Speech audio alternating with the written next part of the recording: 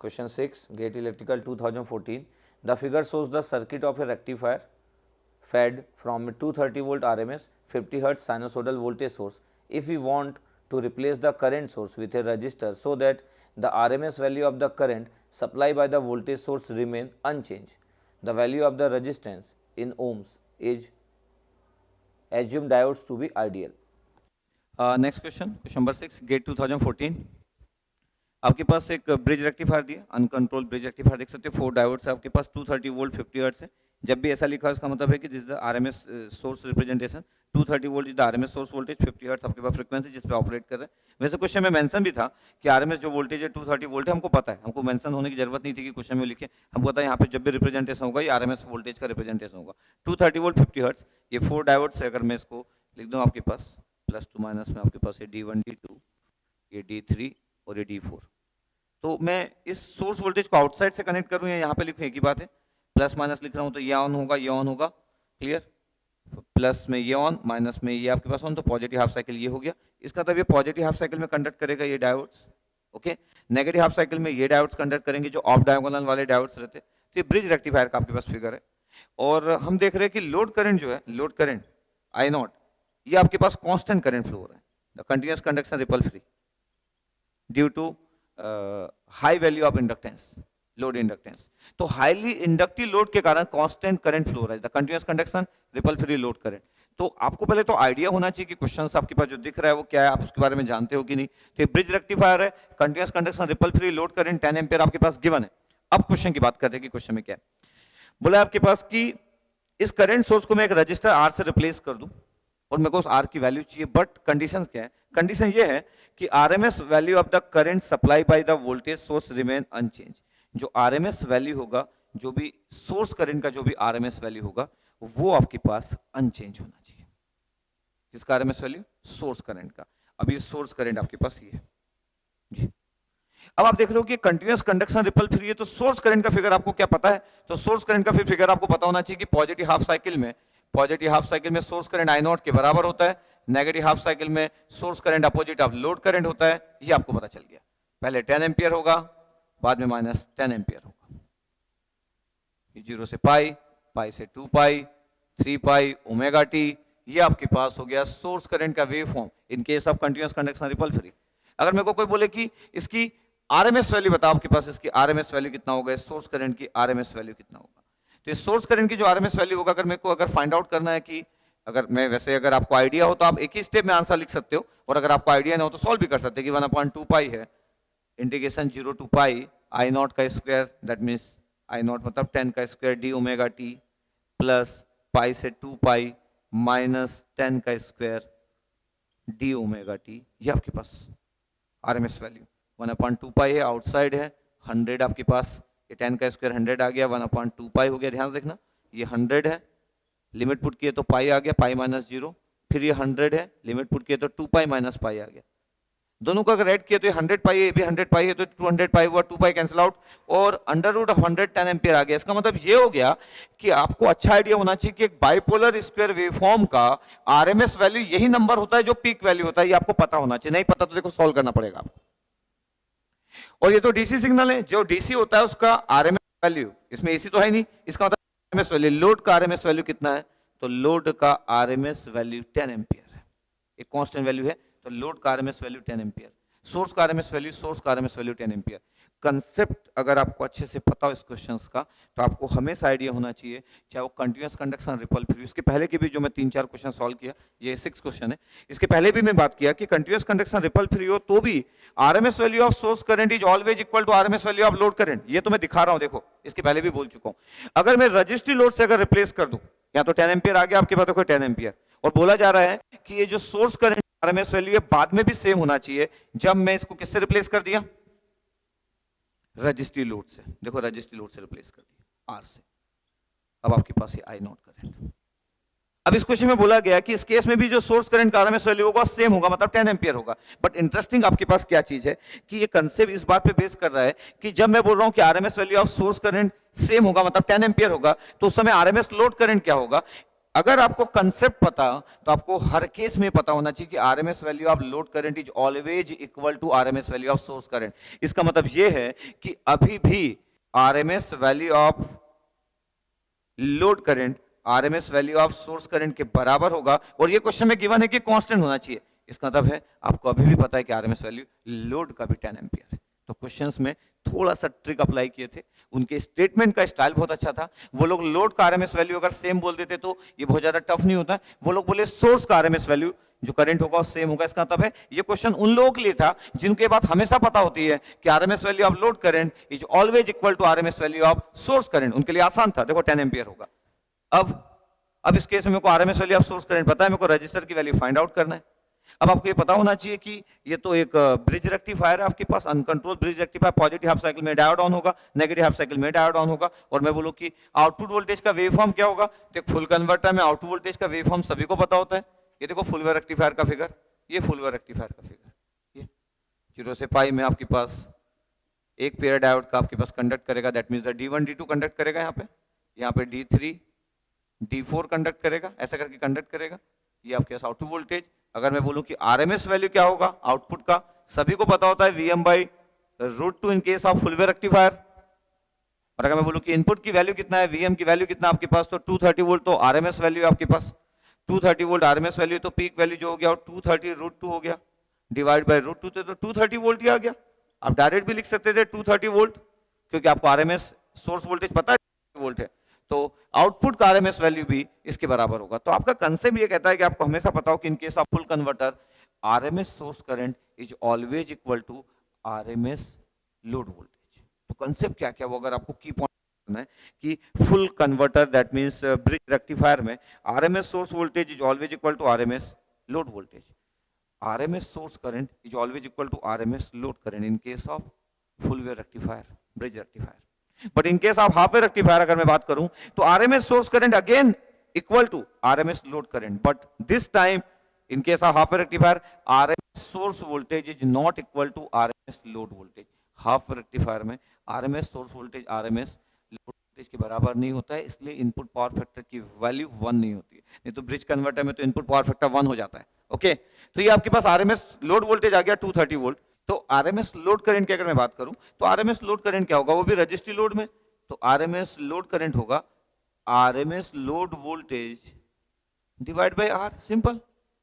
अब RMS load current की value तो आपको पता था कि 10 एम्पियर है। आरएमएस लोड वोल्टेज की वैल्यू आरएमएस सोर्स वोल्टेज के बराबर था, वो था 230 डिवाइड बाय आर, तो आर का आंसर कितना हो गया 23 ओम।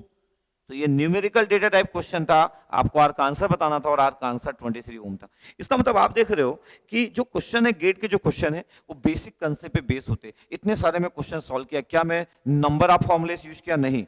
अभी आप देख सकते हो पूरे गेट के क्वेश्चन लिया, कोई नंबर ऑफ फॉर्मुलेस यूज नहीं किया, सिर्फ बेसिक कंसेप्ट में रहा कि आपको अच्छा आइडिया होना चाहिए इनपुट साइड का और आउटपुट साइड का। आपको पता होना चाहिए किन जगह पे सेम होता है, किन जगह पे डिफरेंट होता है, रजिस्ट्री लोड को कैसे हैंडल करते हैं, continuous conduction ripple free load current को कैसे हैंडल करते हैं।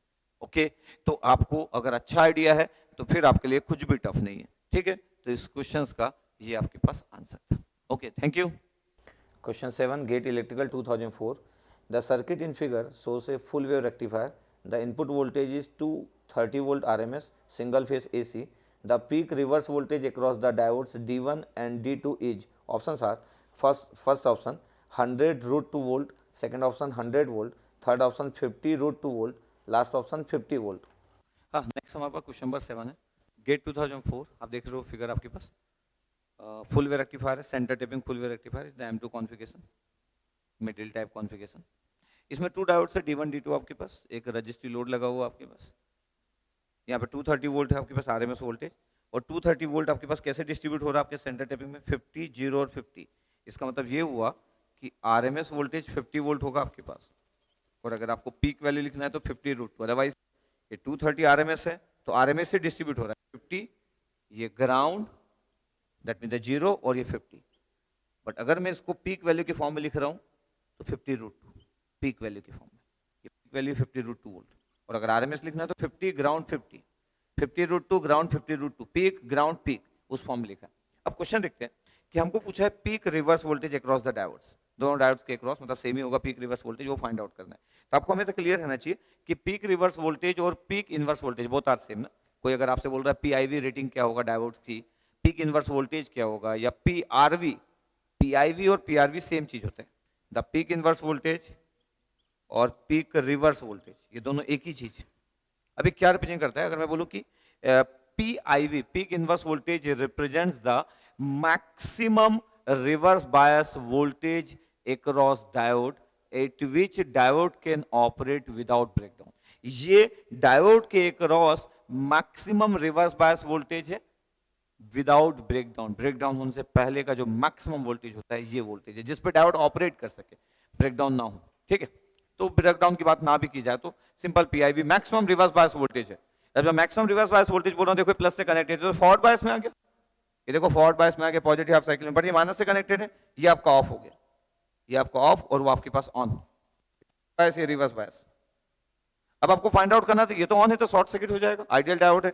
आपको जब भी रिवर्स बायस वोल्टेज में पीआईवी निकालना तो आप हमेशा केयर करें, पी साइड ये है और ये डायोड का एन साइड है, और पीआईवी वैसे ही निकालते जैसे जनरल डायोड में ब्रेकडाउन वोल्टेज लिखते हैं। इसका मतलब ये है कि जब भी आपको पीआईवी लिखना है आप माइनस, पी को माइनस लिखो, एन को प्लस लिखो, और ये पीआईवी आपको फाइंड आउट करना है, पीक इनवर्स वोल्टेज, ये पीआईवी, ये वोल्टेज है, पीआईवी लिख दिया हूं। तो पीक इनवर्स वोल्टेज मेरे को फाइंड आउट करना है। मेरे को पता है कि डायोड ऑफ है, करंट यहाँ पे जीरो फ्लो हो रहा है, करंट कितना फ्लो हो रहा होगा, जीरो फ्लो हो रहा होगा। अगर मेरे को केवीएल फाइंड आउट करना है, केवीएल अगर मेरे को अप्लाई करना है तो केवीएल कैसे आपके पास होगा, केवीएल आपके पास ऐसे और आपके पास ऑन है, अब इस साइड तो जाओगे नहीं आपके पास, ये आपके पास एक पाथ गिवन है, ये पाथ, ये आपके पास गिवन है, ये इसका मतलब ये हुआ कि ये केवीएल का पाथ होगा, जिस जगह से आप स्टार्ट किए उसी जगह पे एंड होगा। तो केवीएल दो टाइप का होता है, जिस जगह से आप स्टार्ट करो वहीं पे एंड होना चाहिए, या एक ग्राउंड से स्टार्ट करो और किसी दूसरे ग्राउंड में एंड होना चाहिए। ये केवीएल का स्टाइल होता है। तो यहाँ पे पॉइंट टू पॉइंट केवीएल होगा, इस जगह से स्टार्ट किसी जगह पे एंड किया। अब अगर मेरे को अगर केवीएल अप्लाई करना तो कितना आएगा, देखो पोलैरिटी अप्लाई कर रहा हूँ, माइनस 50√2।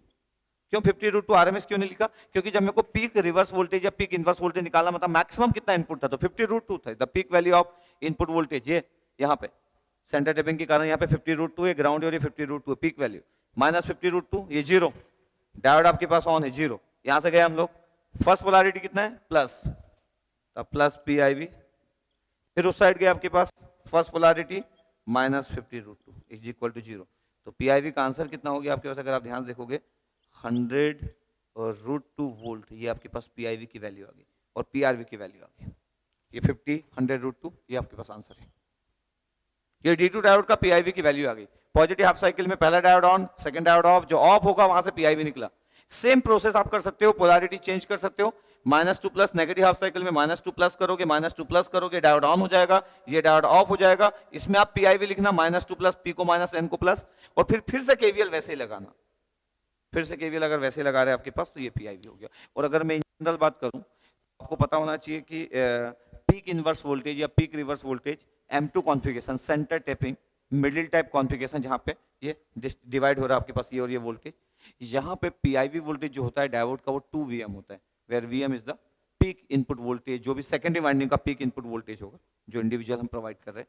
बट ब्रिज रेक्टिफायर में पीक इनवर्स वोल्टेज Vm होता है आपके पास, Vm, ये दोनों में डिफरेंस है आपके पास। तो M2 कॉन्फ़िगरेशन में लोगों को पता होता है कि 2 Vm होता है, ब्रिज कन्वर्टर में Vm होता है, तो लोग कई बार डायरेक्ट सिलेक्ट कर लेते हैं कि भाई 50√2 है, 50√2 तो 2 टाइम्स ऑफ Vm होगा तो 100√2 होगा। तो जिनको ज्यादा आइडिया होता है उनके लिए बहुत कई बार आसान हो जाता है, वो लोग तो बिना सॉल्व के ही आंसर लगा देते हैं कि 100√2।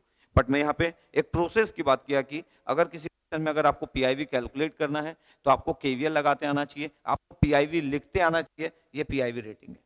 तो पीआईवी या पीआरवी का अगर कोई रेटिंग भी बोलता है कि डायोड का पीआईवी रेटिंग बताओ तो भी 100√2 वोल्ट होता है। क्लियर? तो ये जो स्टाइल है लिखने का ये बहुत ही इंपॉर्टेंट है। तो क्वेश्चन बहुत सिंपल है बट ये स्टाइल जो आपके पास इंपॉर्टेंट है। और पीआईवी रेटिंग कभी नेगेटिव नहीं होता है, पीआरवी कभी नेगेटिव होता है। ये हमेशा डायोड का रेटिंग है, डायोड के वोल्टेज का रेटिंग है, ये कभी नेगेटिव नहीं होगा, पॉजिटिव वैल्यू होगा। इसलिए पोलैरिटी आप बहुत प्रॉपर लिखेगा, है ना, पोलैरिटी को आपको अच्छे से यूज करते आना चाहिए। तो आई होप आपको क्लियर हुआ होगा कि एक centre tapping transformer full converter में पीआईवी की वैल्यू 2 Vm होता है, वेयर ब्रिज कन्वर्टर में कितना होता है, Vm होता है। इसलिए मैं डायरेक्ट भी आंसर बोल सकता था 100√2 वोल्ट। ठीक है, okay, thank you. Question 8, GATE Electrical 2006. In the circuit of adjacent figure, the diode connects the AC source to a pure inductance L. The diode conducts for first option 90 degree, second option 180 degree, third option 270 degree, last option 360 degree. Next question, question number 8, GATE 2004, एक simple सा arrangement given था आपके पास, एक AC source आपके पास है, एक डायोड लगा और प्योर इंडक्टर आपके पास गिवन है, और आपको क्वेश्चन में पूछा गया था कि द डायोड कंडक्ट्स फॉर, और ये आपके पास ऑप्शंस थे। अब आपको ये क्लियर रहना चाहिए आपके पास कि जब हम पावर टाइम्स पढ़ते हैं आपके पास तो जो लोड्स वगैरह गिवन रहते हैं उनका आइडिया रहना चाहिए कि रजिस्ट्री लोड में क्या होता है, आरएल लोड में क्या होता है, एल में क्या होता है। जब आपको आर का आइडिया होता है, जब आपको एल का आइडिया होता है, तो आपको आरएल का भी आइडिया होता है। अब जैसे प्योर इंडक्टर अगर मैं बोलूँ पॉजिटिव हाफ साइकिल में क्या होगा, तो डायोड आपके पास कंडक्ट कर जाएगा पॉजिटिव हाफ साइकिल में, और डायोड जब कंडक्ट कर जाएगा आपके पास तो फिर क्या होगा, आपके पास जो इंडक्टर वोल्टेज होगा वो सोर्स वोल्टेज के बराबर हो जाएगा। तो पॉजिटिव हाफ साइकिल जैसे मैं अप्लाई किया आपके पास पॉजिटिव हाफ साइकिल, डायोड आपका ऑन हो गया, और डायोड अगर ऑन हो गया तो ये इंडक्टर वोल्टेज है, ये इंडक्टर करंट है IL, तो इंडक्टर वोल्टेज आपके पास क्या हो गया, सोर्स वोल्टेज के बराबर हो गया, that means the VM sin omega T. Inductor voltage क्या होता है, LdIL/dt होता है, तो LdIL/dt हो गया आपके पास VM sin ओमेगा टी।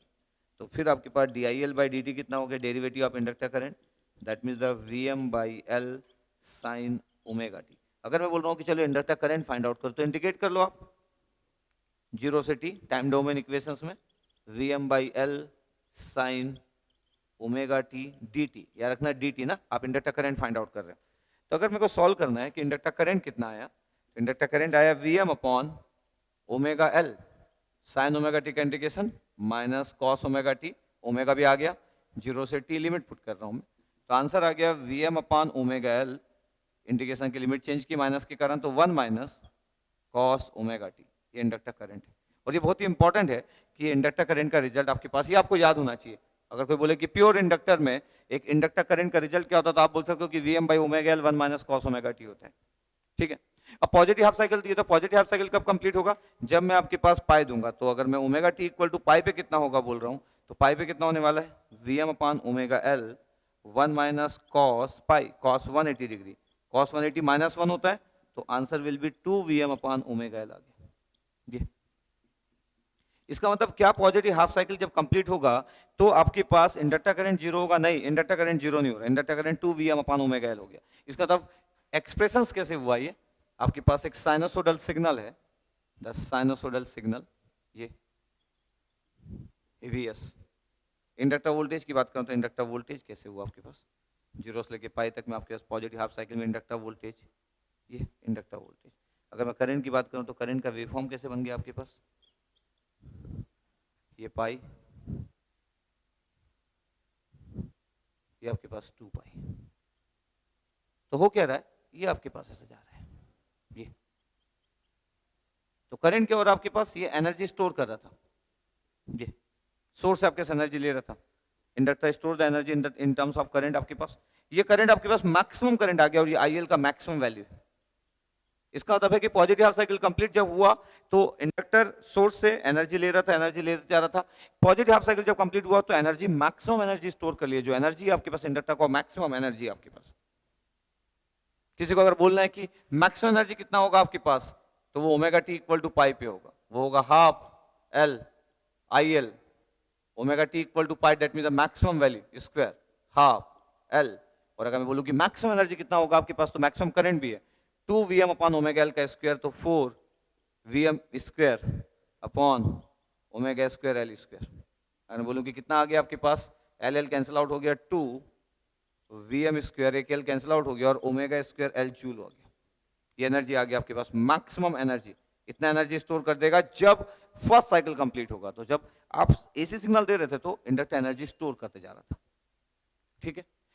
अब ये डायोड आपके पास ऑफ कब होगा, डायोड ऑफ तब होगा जब इस सर्किट में करंट 0 होगा, लेकिन हम देख रहे हैं कि पॉजिटिव हाफ साइकिल में तो एनर्जी स्टोर करते जा रहा है, मैक्सिमम एनर्जी आते जा रहा है, उसके बाद अब एनर्जी को रिलीज करेगा। तो जैसे मैं नेगेटिव हाफ साइकिल दूंगा, नेगेटिव हाफ साइकिल में आपके पास जो इंडक्टर का जो करंट होगा आपके पास, देखो नेगेटिव हाफ साइकिल हुआ, नेगेटिव हाफ साइकिल जैसे ही हुआ आपके पास, तो उस समय क्या होगा नेगेटिव हाफ साइकिल केस में, क्योंकि डायोड को ऑफ होने के लिए करंट का 0 होना जरूरी है। यहां देखते हैं, तो पॉजिटिव हाफ साइकिल में एनर्जी स्टोर करते जा रहा है, इंडक्टर सोर्स से एनर्जी लेते जा रहा है। जैसे नेगेटिव हाफ साइकिल होगा तो इंडक्टर करंट तो इमीडिएटली 0 नहीं होगा। द प्रॉपर्टी ऑफ, अगर मैं इंडक्टर की बात करूं तो inductor opposite the change of current, तो उसके पास जो मैक्सिमम जो आपके पास करंट है तो उतना ही मेंटेन रहेगा थोड़ी देर तक, और फिर उसका डिक्रीज होना चालू होगा, तो इमीडिएटली जीरो नहीं हो सकता है। वो एनर्जी स्टोर करा, अब एनर्जी को रिलीज करते जाएगा। तो एक साइकिल लगा आपके पास एनर्जी स्टोर करने में 0 से पाई, अब उसको एक साइकिल लगेगा एनर्जी को रिलीज करने में, क्योंकि फिगर तो सेम है। तो देखो नेक्स्ट हाफ साइकिल जब आप दोगे नेगेटिव हाफ साइकिल, तो भी इंडक्टर करंट जीरो नहीं होगा। तो इंडक्टर करंट आपके पास जीरो कब होगा, जब आप 2 पाई पुट करोगे, तब तक तो साइकिल भी कंप्लीट हो गया। तो ओमेगा टी इक्वल टू अगर 2 पाई पुट किए तो कॉस 361 होता है, तो आंसर 0 एम्पियर हो जाएगा। इसका मतलब ये मिनिमम हो गया आपके पास। तो इसका मतलब ये हो गया कि प्योर इंडक्टिव सर्किट में पॉजिटिव हाफ साइकिल में इंडक्टर एनर्जी को स्टोर करता है, और नेक्स्ट जो नेगेटिव हाफ साइकिल रहता है एनर्जी को रिलीज कर देता है। तो ओवरऑल एक साइकिल कंप्लीट होने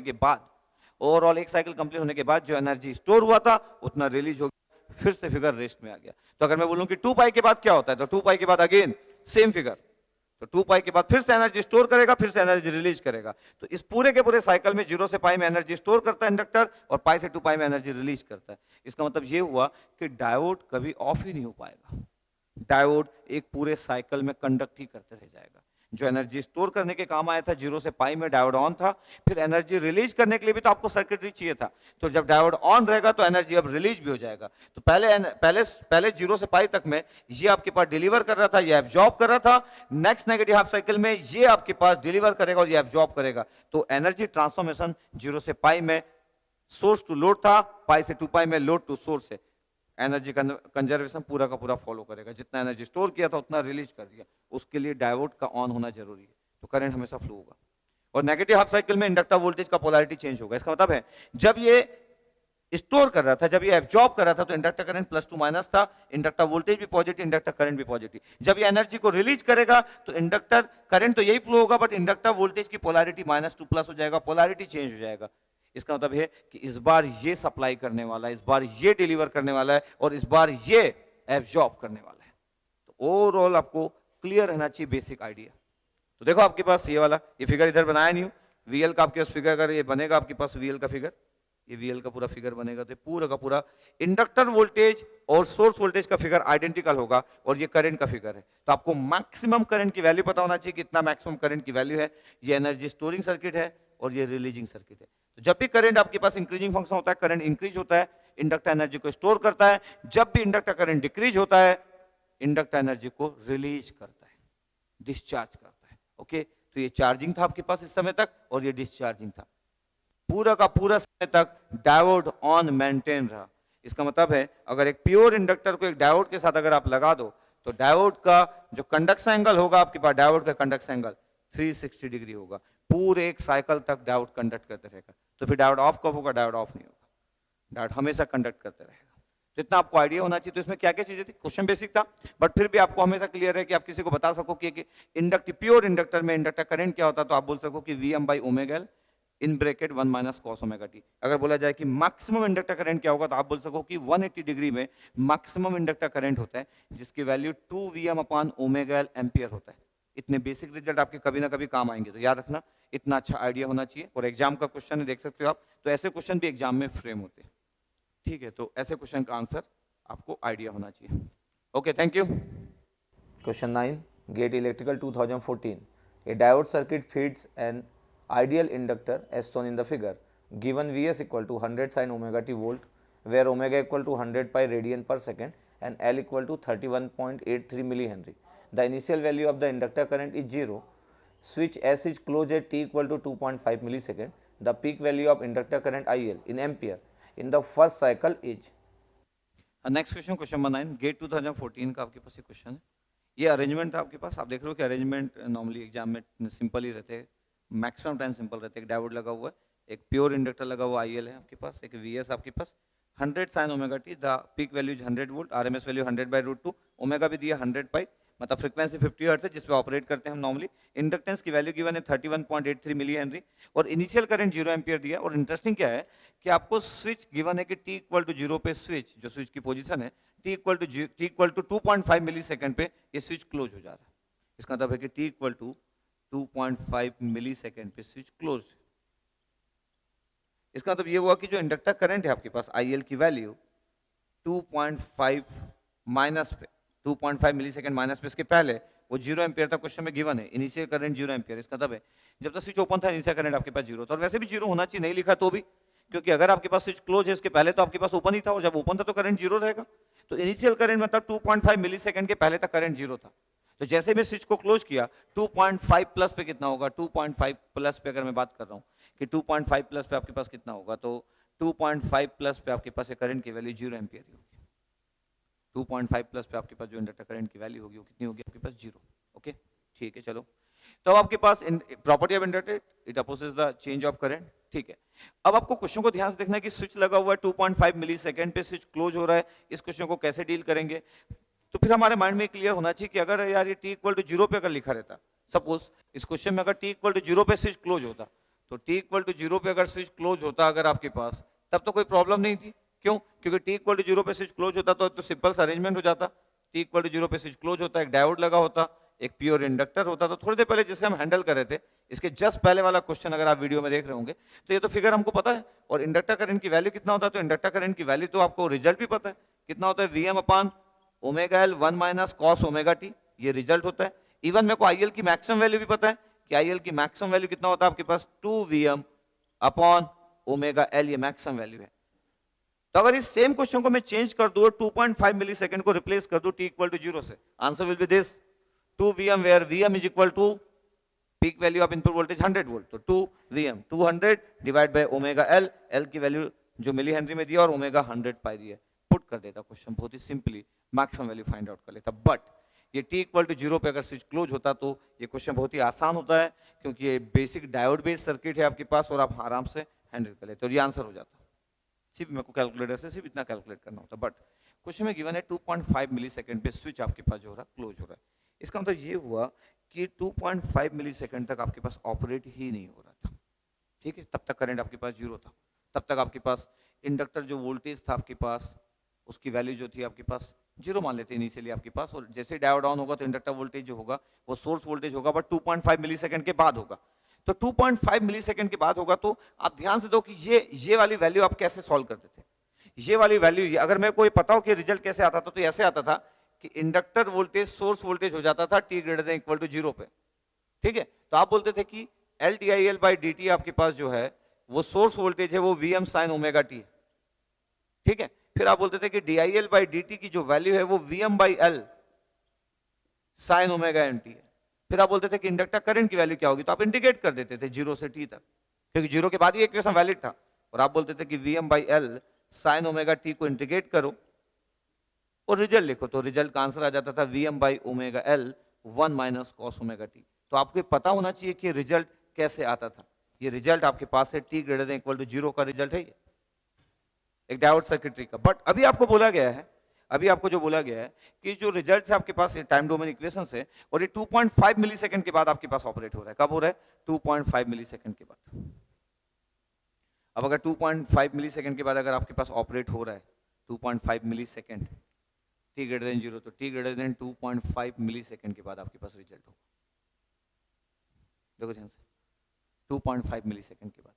अब अगर मैं 2.5 मिली सेकेंड की अगर मैं बात कर रहा हूँ इसी वाले रिजल्ट में, तो 2.5 मिली सेकेंड की अगर मैं बात कर रहा हूँ, तो अगर मैं IL की वैल्यू ऐसा लिख दूँ कि ये Vm बाई एल है, और ये 2.5 मिली सेकेंड याद रखना ना, 2.5 मिली सेकेंड 10⁻⁻3, 2.5 मिली सेकेंड से लेके t तक sine omega T D T, और ये रिजल्ट आ गया Vm upon omega L sine omega T का integration minus cos omega T, और ये रिजल्ट आपके पास आ गया t से लेके 2.5 इंटू 10⁻⁻3, इतना आपके पास आ गया, और रिजल्ट आ गया Vm अपॉन ओमेगा एल।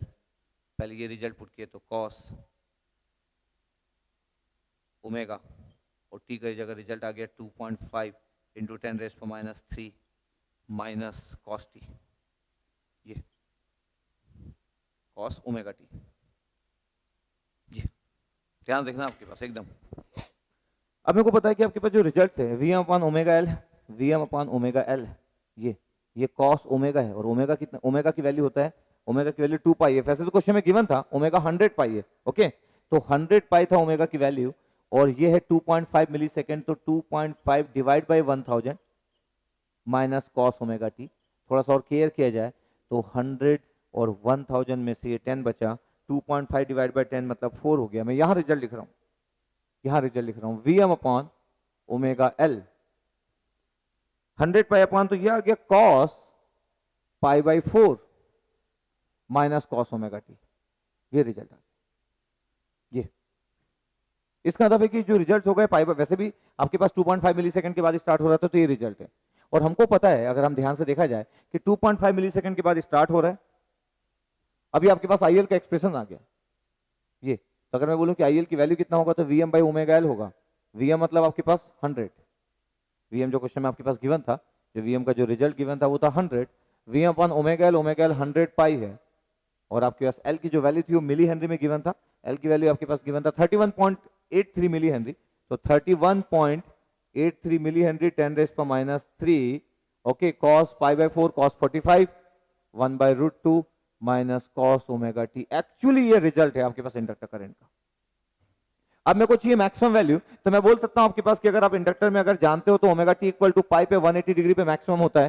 तो जो पूरा का पूरा रिजल्ट है आपके पास 100 पाई 100 कैंसिल आउट हो गया, 1000 ऊपर चला गया, तो 1000 डिवाइड बाई 100 कैंसिल आउट हो गया, पाई 3.14 इंटू 31.83 और 1/√2 0.707, और cos 180 आपके पास omega T equal to pi put किए तो +1 हो गया 1.701, और इस पे आपके पास रिजल्ट आ जाएगा। ये रिजल्ट आपके पास फाइंड आउट करोगे तो लगभग आपके पास, हमको जो ILT की वैल्यू चाहिए था आपके पास की कितनी वैल्यू आ रही, peak value of inductor current, ये 17 एम्पियर के आसपास आ रहा है। चेक कर लेंगे आपके पास कि रिजल्ट कितना आपके पास, इतना आपके पास रिजल्ट आ रहा होगा। ठीक है, अब आपके पास अगर मैं ध्यान से अगर देखूं कितना आपके पास अगर रिजल्ट है, जैसे आप देख पा रहे हो इस रिजल्ट को, तो 30 × 3 90 100 और इतना आपके पास रिजल्ट होगा, तो ठीक इतना आपके पास आंसर होगा 17 एम्पियर के आसपास। अब और भी अगर मैं, ये तो पूरा क्वेश्चन को मैं सॉल्व कर लिया, सिर्फ कैलकुलेटर में मेरे को इतना ही सॉल्व करना था, बाकी सब तो नॉर्मल कैलकुलेट करना था ना। आपका बेसिक कैलकुलेशन आपका बहुत ही अच्छा होना चाहिए। ओके, तो आपके पास ये रिजल्ट आया। अगर मैं बोलूं कि ओमेगा की वैल्यू कितना गिवन है, ओमेगा की वैल्यू 100 पाई गिवन है, 100 पाई, ओमेगा इक्वल टू होता है 2 पाई अपॉन टी, तो 2 पाई अपॉन टी कर रहा हूं, तो टाइम पीरियड की वैल्यू कितना हो गया, पाई पाई कैंसिल आउट हो गया, और 1/50 1 अपॉन फ्रीक्वेंसी, ये 20 आ गया। 20 मिली सेकेंड है आपके पास टाइम पीरियड, 20 मिली सेकेंड है। और आपको पता है कि अगर ये डायोड सर्किटरी है आपके पास, तो यहाँ पे फिगर ऐसे बनता है, ऐसे बनता है आपके पास ये 2 पाई, अगर डायोड सर्किटरी आपके पास और टी इक्वल टू 0 पे स्विच क्लोज हो रहा है, और ये पाई पे मैक्सिमम होता है। अगर पूरे टाइम पीरियड में अगर 20 मिली सेकेंड, अगर मैं इसको, ये तो ओमेगा टी है, अगर मैं इसको टी का एक्सिस बना दूं, तो ये जो टाइम पीरियड है 20 मिली सेकेंड, ये 20 मिली सेकेंड होगा, ये आपके पास ये 10 मिली सेकेंड होगा। इसका मतलब ये है कि 10 मिली सेकेंड में मैक्सिमम होगा। और आप 2.5 मिली सेकेंड के बाद, ये 2.5 मिली सेकेंड के पहले तक तो आपके पास ये स्विच आपका ओपन था, 2.5 मिली सेकेंड पे स्विच को आप क्लोज किए थे, और 2.5 मिली सेकेंड के बाद जब स्विच को क्लोज किए तो 10 मिली सेकेंड तक वो चार्ज होने वाला था, और 10 मिली सेकेंड से 20 मिली सेकेंड तक आपके पास डिस्चार्ज होगा, तो एक्चुअली 10 मिली सेकेंड पे मैक्सिमम होगा। और अगर मैं ओमेगा टी की वैल्यू की बात करूं तो पाई है। तो इसका मतलब ये हुआ, मैं कंसेप्चुअल बात कर रहा हूं, तो इसका मतलब यहां पे अगर देखा जाए कि यहां पे आपको मैक्सिमम वैल्यू निकालना था, तो किस पे निकालते हैं, तो मेरे को पता था कि ये जो वैल्यू है time period will be 20 millisecond, 10 millisecond पे मैक्सिमम होगा, 10 मिली सेकेंड पे मैक्सिमम होगा। तो आपको अच्छा खासा आइडिया होना चाहिए। और भी मैं अगर आपको अगर अच्छा आइडिया दूं इस क्वेश्चन में, और वापस आता हूं 2 मिनट और लेता हूं, और भी इस क्वेश्चन में अगर अच्छा आइडिया दूं, तो ये क्वेश्चन क्या है, ये क्वेश्चन आपके पास लिमिटिंग क्वेश्चन हो गया, आपके पास लिमिटेड केस हो गया, एक डायोड का एक स्विच के साथ।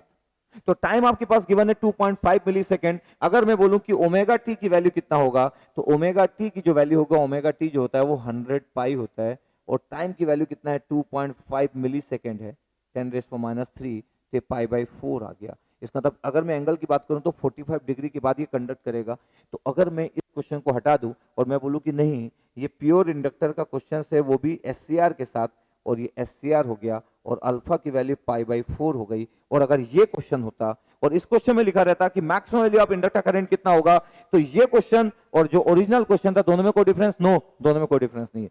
तो अगर कई बार आपको ऐसा समझना पड़ता है कि एक्चुअली क्वेश्चन ये था, ये एक्चुअली ये थारिस्टर था, इसको डायोड बना दिया और एक स्विच लगा दिया और बोल दिया कि देखो टाइम आपके पास 2.5 मिली सेकेंड है। बहुत ही प्लान क्वेश्चन था, टफ नहीं था क्वेश्चन, लेकिन अच्छा क्वेश्चन था। देखो पाई बाई 4 पे आपके पास ये थारिस्टर कंडक्ट कर रहा है।